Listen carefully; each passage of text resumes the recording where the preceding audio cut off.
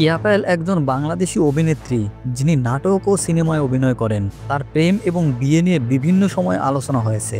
তিনি বেশ কিছু সাক্ষাৎকারে জানিয়েছেন যে তিনি প্রেম করছেন না এবং সময় হলে সরাসরি বিয়ে করবেন। তবে তার দীর্ঘদিনের প্রেমিক রাজীবের সঙ্গে তার বিয়ে ইতিমধ্যে সম্পূর্ণ হয়েছে। কেয়া পায়েল 2015 সাল থেকে মিডিয়ায় কাজ করেছেন। তিনি বেশ কিছু জনপ্রিয় নাটক ও টেলিফিল্মে অভিনয় করেছেন, যার মধ্যে রূপকথা, হৃদয় মাঝারে, কবিতার প্রেম উল্লেখযোগ্য। এছাড়া তিনি ইন্দুমালা নামের একটি সিনেমায় অভিনয় করেছে। কিছু সাক্ষাৎকারে কেয়া পায়েলের প্রেম এবং বিয়ে নিয়ে তার ভাবনা প্রকাশ করেছেন।